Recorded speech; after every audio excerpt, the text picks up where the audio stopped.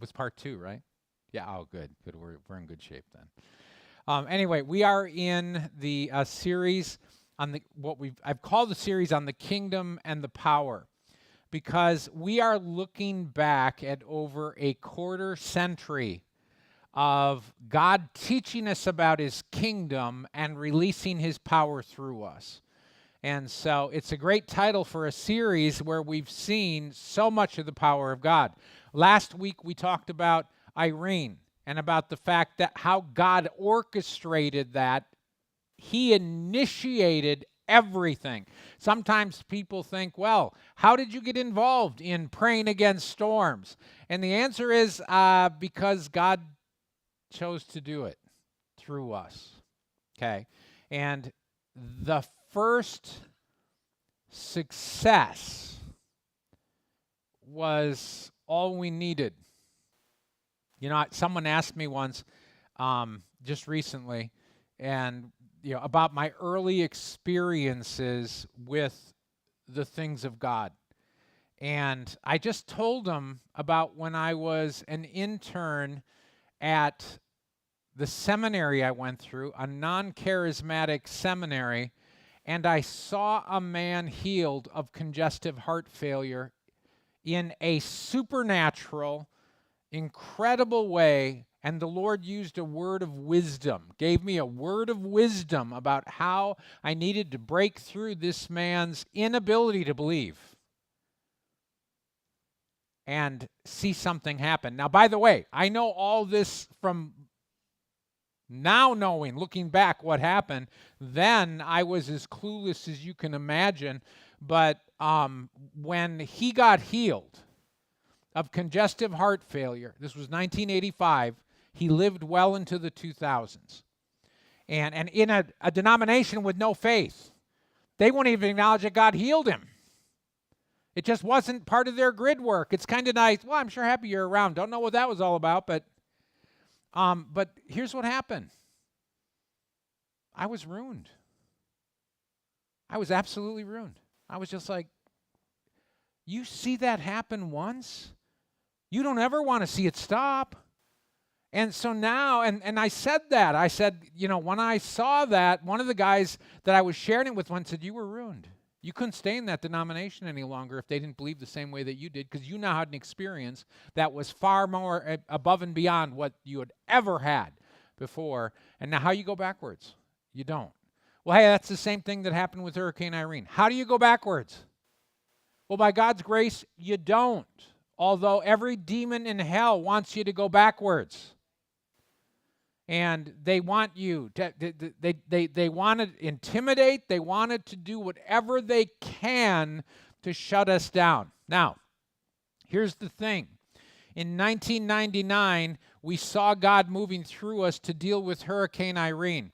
There were really no hurricanes in 2001 or 2002 or 2003 that took up a lot of our bandwidth. And so it would have been easy for us to begin to miss or to forget or to not take seriously the call and the purpose of God. So God gave us an assignment that was practice. And you say, does he do that? Yes, of course he does. He's always training us and equipping us and preparing us. Anyway, the title of tonight's message is cleverly entitled, The Kingdom and the Power, Part 2. But it's about the perfect storm, and the perfect storm was in 2001 that I'm referring to, so I don't know why I put 2002 up there. But anyway, so we will be talking about that tonight. First of all, I want to just do a little bit of theology. And I know theology is a big, you're thinking, this is a Friday night. Don't get too deep. Oh, no, this is not too deep, okay?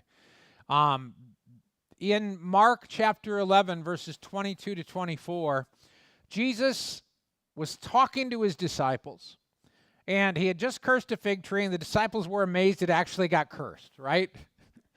And so Jesus responded and said to Peter, have faith in God. I am telling you the truth. Whoever says to this mountain, lift yourself off the ground and throw yourself in the sea, and does not talk himself out of it in his heart, but believes that what he is speaking is happening, for him it will happen. For this reason I am telling you, believe that you are receiving all the things for which you are asking and praying, and for you it will happen. Now, by the way, he finishes right after this. He says, but you do need to forgive people. I mean, he does talk about the importance of forgiving. He certainly doesn't want you wielding the power of the kingdom of God to be toasting your neighbors. That'd be bad. Okay. So anyway, this particular scripture is Jesus responding to the astonishment of the disciples.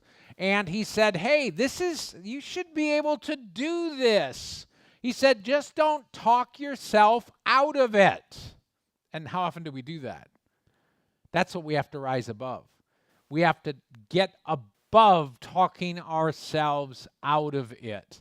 And that is something which the Lord has trained us about over the years, not talking ourselves out of it. So we believe we are receiving when we pray and when we are going after the things that God is wanting us to do and calling us to do. In Romans chapter 11, 28 to 29, I'm really aiming at that last sentence, but to get there, we need to have the whole paragraph. It says, on the one hand, in agreement with the gospel, they are enemies because of you, talking about the Jewish nation. But on the other hand, and in agreement with election, they are cherished because of the fathers. For the grace gifts and the call of God are permanent. Okay, now pay attention to that. Paul's applying that to the Jewish people. He's saying, hey, the promises of God that came through Abraham, Isaac, and Jacob, those gifts and callings are permanent.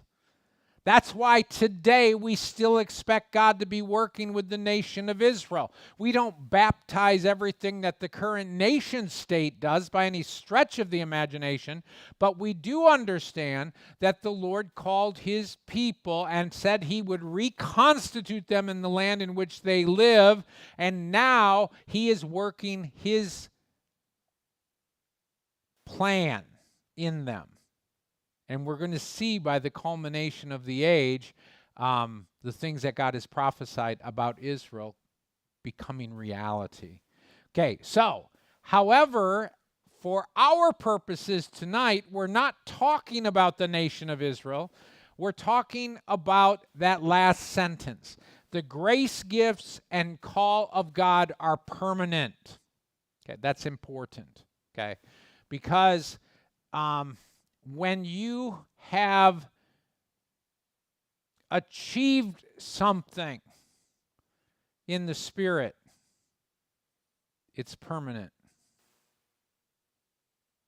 The grace gifts and the call are permanent. Okay, important for us to think through what this means. Let's talk about Elijah. Elijah is called by God to create a drought for 3.5 years. Weather pattern control. Okay?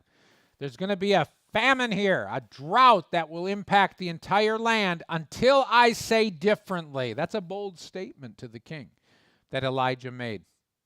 And the whole thing was designed so that it would get a confrontation going on Mount Carmel, where there would be a confrontation between the false prophets of Baal and Ashtoreth and Elijah. And the contest was simply this, that they needed to pray to their deities, and the God that answered by fire would be demonstrated as the true God. So the prophets of Baal did their job first. They called out, they cut themselves, they cried, they got into an ecstatic frenzy, and nothing happened, as you would expect.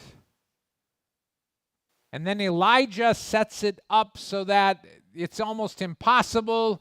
They set up the altar, the wood on the altar, the sacrifice. They dig a ditch around the altar. They pour water on it, everything, and the ditch is filled with water. And Elijah prays a simple prayer, and the fire of God falls from heaven, and it consumes the sacrifice, the wood, the stones, and the water. This is a big deal. And Elijah walks off that mountain, and of course he gets threatened by Jezebel, and he goes from the mountaintop experience. By the way, that's why we come up with this term, the mountaintop experience. And he goes from the mountaintop experience to all of a sudden in the depths of depression. And he goes to God and he says, God, I really want to resign. Take me. And the Lord said, not so fast. He said, first of all, you're wrong about how many people are really believing in Israel, because that was one of his complaints. I'm the only one left.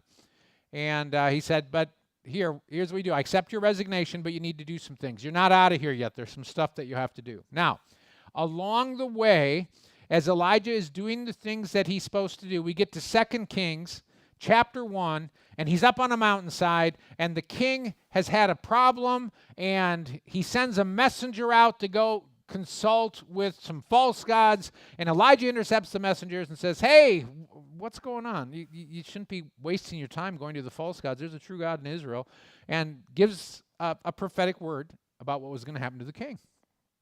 So now the king's a little bit incensed. His word had been countermanded by this man that without a doubt was Elijah. When they described how he was dressed, he said, it's certainly Elijah. And so he sends out a captain in his 50, and they go up to get him. And the guy comes up and says, man of God, come down. Orders him down. And Elijah says, well, if I'm a man of God, then may fire fall from heaven and burn up you and your 50 men.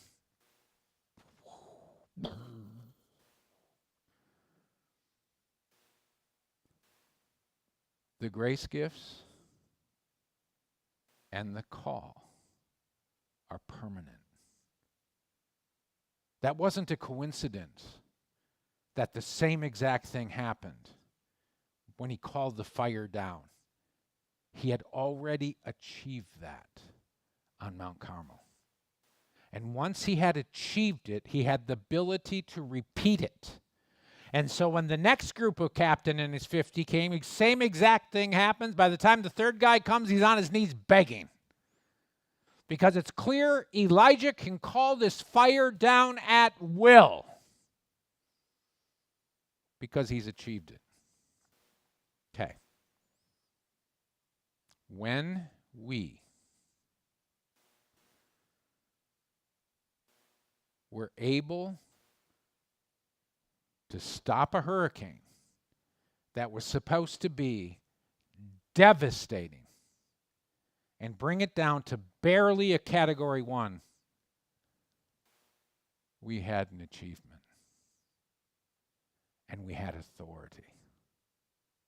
We weren't calling fire down from heaven. We were praying to diminish storms. Now, every hurricane season that was coming along, I would say, hey, guys, God has given us this. Now we need to go after it. We need to continue to pray protection for our area of influence. This was a foreign thought to many people. And I'd say it's now a part of who we are. And you say, well, certainly everyone agreed with you. I had people furious with me. How dare you be this presumptuous? How dare you believe that the God who was kind enough to use us once would use us again? Sometimes you all think everything is rosy and fun. It's not the way it works. You fight for what you believe. And I would not back down. Some of those people left our congregation because I would not give in to their unbelief.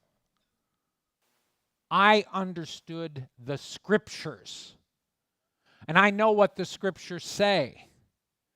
And if we backed away from an achievement that God gave us and an authority that is ours, if we backed away from it, shame on us.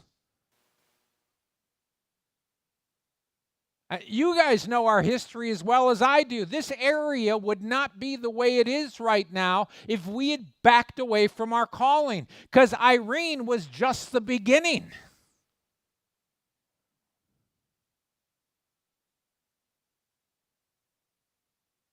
And we needed to believe. And we fought, and I wasn't the only one. If I was, I would have been out of a job. But there were enough people in the congregation who understood what God had done with us. And at a point like that, it's the line of demarcation. You're either with us or you're not. We're never going to say, get out. Well, we might. Stop. If someone would have stood up with banners and saying we disagree or something, of course, that'd be disruptive and it wouldn't be very helpful. But generally speaking, when you make a decision like that and the people that are against it see that you are immovable, it doesn't take long. And they go seek unbelieving congregations like them. And I hate to put it that bluntly, but that's the way it is. People will seek their level of unbelief instead of being challenged to grow in their faith. And so it happens all the time, okay? And so we had to fight those battles. And, it's amazing to me. Elijah resigned. God accepted his resignation. And he could still call fire from heaven. That's amazing. And it should teach us about what happens when we gain authority. And when we gain authority, we keep that authority. And we saw it unfold. Now, last time I told you at the very end of the whole Irene saga, there was one of our people had a dream at the end. And in the dream, there was a group of people getting on a bus because they had done their job, and they were now getting on the bus to go about their lives.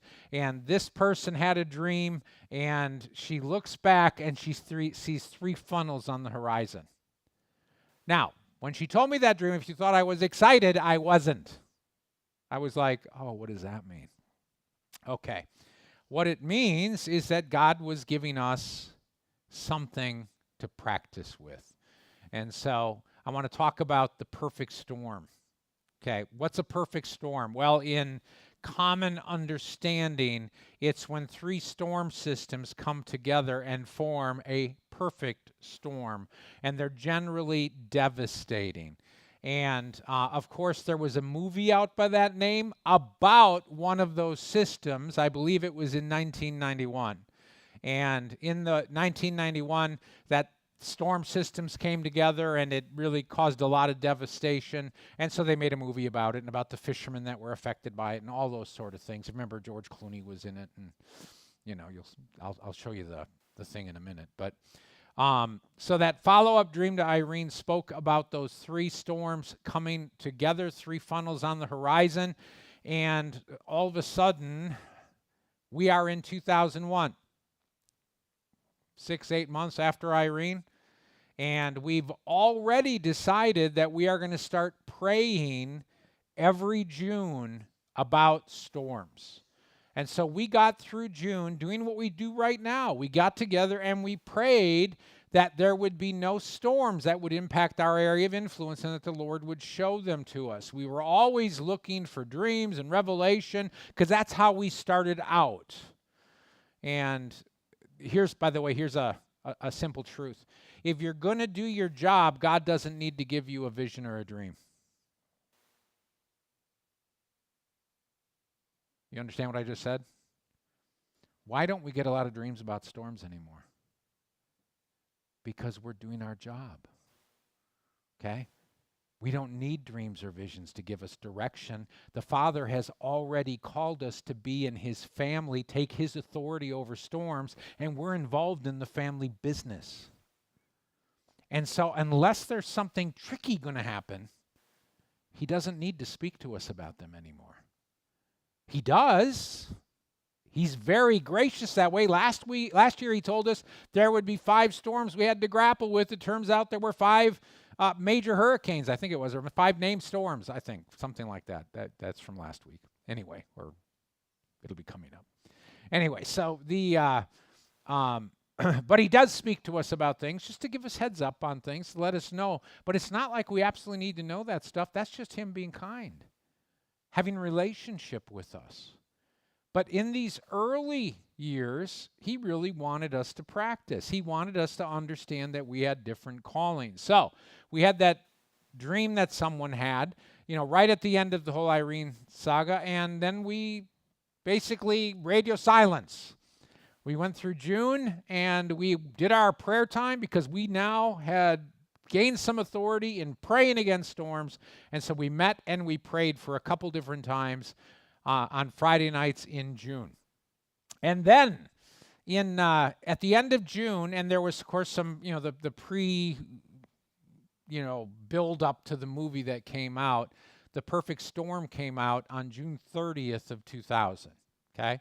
If you remember that, this is the poster for it. The big wave and the ship going back. And spoiler alert, but Clooney's in there and he doesn't make it. So anyway, okay.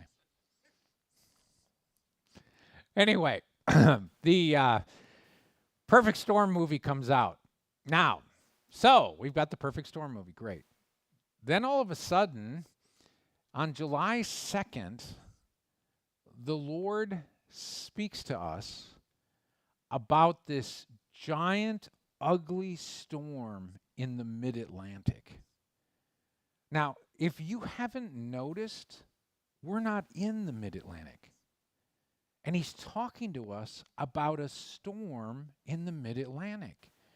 And he is, as he's talking to us about it, and he's telling us about it, this is what he says. Ready? Are you ready for this? I can't find anyone to pray about this. And I'm thinking, it would seem to me, Lord, that you have a lot of resources. Why can't you get anyone to pray for this thing? He said he was having a hard time finding anyone who would engage it or take it seriously.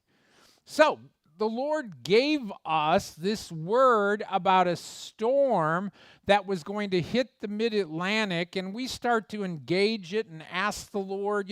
We don't tell our congregation about it again, but we say, hey, guys, getting anything, And on July 9th, my administrative assistant at the time, Susan, had a dream about a storm hitting Delaware.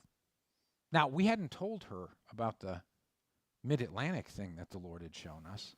Now, by the way, I don't want to demonstrate, totally how geographically challenged I was at the time, but I will let you know, I thought the mid-Atlantic was like around the Carolinas.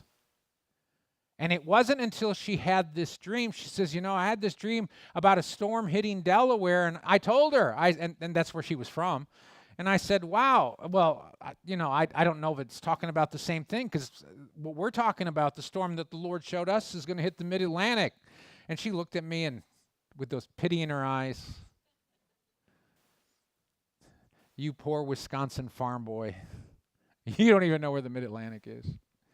But that's the Mid-Atlantic. It's, Philadelphia, or it's Pennsylvania and Delaware and New York and, all of those states right in there. That's the Mid-Atlantic. And so she told me that, and I went, oh. So I knew that then the July 9th word was a confirmation.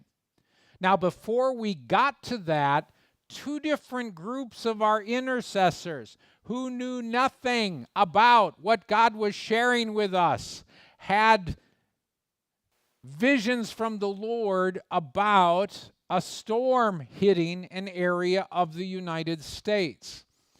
And that was, all of that to me was confirmation. So by the time we got to that place, we now had the confirmation of the July 9th dream. We had the Lord speaking to us on July. The Lord actually gave me a vision as we were praying about it once, and I saw a demonically guided storm, lights pulsing, lightning coming out of it, and I knew that was the storm, and it was a demonic thing. So I thought, I a bunch of my friends are from the Mid-Atlantic, okay, ministry friends who were connected with MorningStar.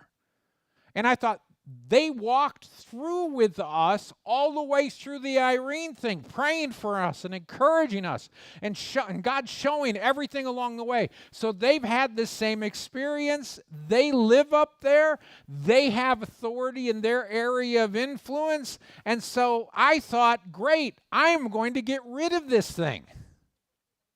Okay, I just want to let you know why I would even think that. Have you tried to marshal people to pray in South Florida for a storm in the Mid-Atlantic?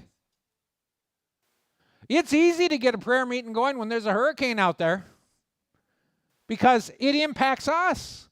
It's even okay to get a preemptive strike going like we do every year and meet together for a couple of times because we all know the hurricane season's coming. And it's something, we want to come together and we want to use the gift and calling that God has given us. Now try to bring people together for special prayer meetings about a storm in the Mid-Atlantic. And you think, so what I'm going to do is I am going to get rid of this puppy with those who have the most influence and authority in that area. So I called them. And to a person, they said, no, I don't think it's a real storm. I think you're seeing something in the spirit. Now, the Lord spoke to us clearly that it was a real storm and that he was having a hard time getting people to pray. And I got off the phone thinking, doggone it, he's right. The very people that should have known better would not pick up the mantle. And so we're kind of stuck. And so I'm, finally shared it with the congregation, and we began praying in July about that storm in an unknown future time, but we assumed it was going to be the following winter. And so we began praying, and we prayed for a couple months. Every time we got together, we'd pray against this perfect storm scenario because we really wanted to do what God called us to do. But I can tell you this, it's hard to sustain that level of input when it's the Mid-Atlantic. And it's the way it works. So we prayed for a couple of months and then literally forgot about it because we had done our job. We prayed. And it wasn't our deal. So I was invited, at the end of the year, I was invited to go up to a prophetic roundtable in Oswego, New York. That's where Donna Hoover is and her congregation. And, we go up there for conferences and stuff now, but I'd never been to a prophetic roundtable. I was invited to come to the prophetic roundtable and to be a part of it. And so literally I'm thinking, I've never been to a prophetic roundtable before, but I'm clever enough to know, hey, I should see if God's got anything for us to take up there, right? You say, Lord, is there anything you want us to take up there? And on January 31st, we got a book shipment in from a Christian book distributor. And when the book packages come in, Dawn had them for the bookstore. And when they come in, all the books are shrink wrapped to cardboard. And so you open up the box and you have to cut off the shrink wrap and then you get the books and all that. Except when I opened up the box for Dawn, I looked and there was one book loose in the box. And it was this one. Sitting in the box, The Perfect Storm. And I looked at it and I was like, well, I guess I know what I'm bringing to the round table. Okay, I'm like going, now that reinvigorated the congregation. Our prayers went through the roof again because you understand how weird it is. A Christian publisher sends us an order that we ordered, and I'm going to emphasize Christian publisher that sells Christian books, and in the box is one loose copy of this book. How does it happen? Did someone have it on his lunch break reading that book? And the Lord said, just put it in that box. I don't know. Someday I'm going to find out how that book got in there, but I knew it was the Lord. It was amazing. And so we got back on the wall and we prayed even more. And now I've got a book and I'm going to a prophetic roundtable. But I had never been to a prophetic roundtable before, and I am nothing if not polite. So I get to the prophetic roundtable, and I get the lay of the land. I've got this book sitting in front of me the entire time. And I say to the leader of the roundtable, I said, the Lord has given me a word for this area, that there's a storm that it has to pray against. I'm up here to deliver it. And the leader of the prophetic roundtable said, I don't think that fits.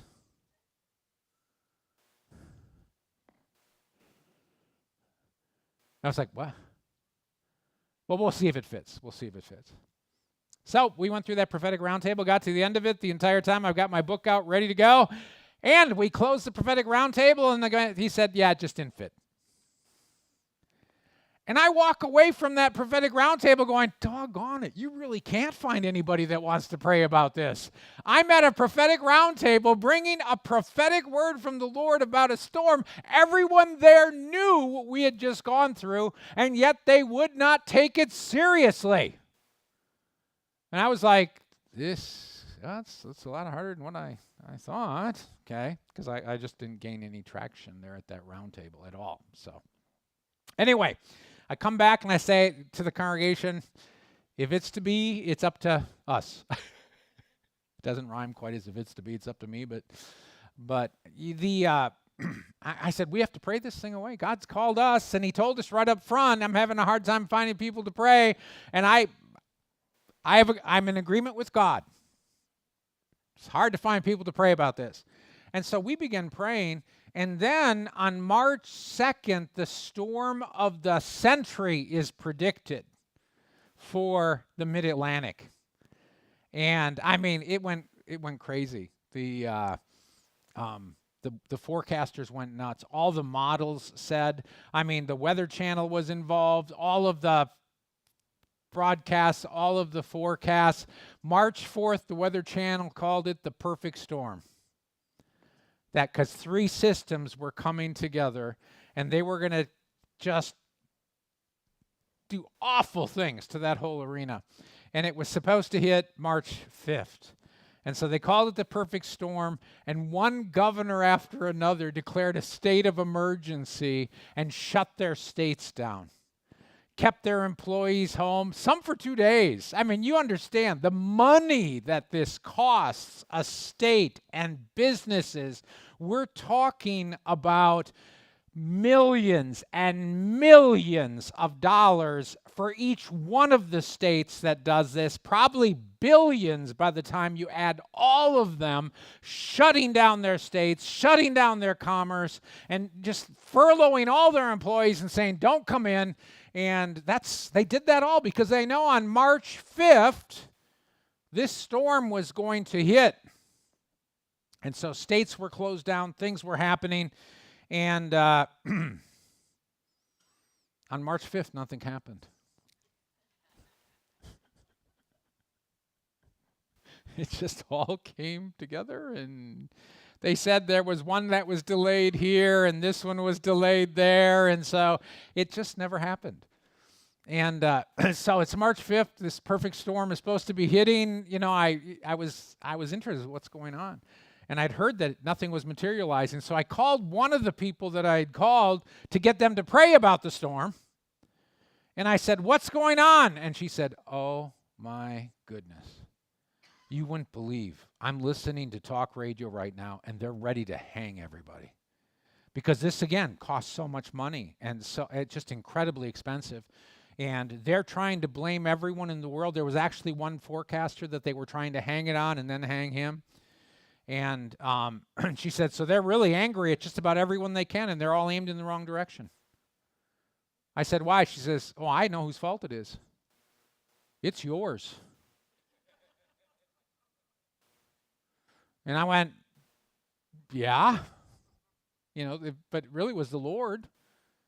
And he made sure that he spoke to us ahead of time, and we got into a position, and we saw for the second time in 2 years, less than 2 years, we saw God move miraculously in response to our prayers. And we saw that storm get ripped to shreds. And it wasn't even our area.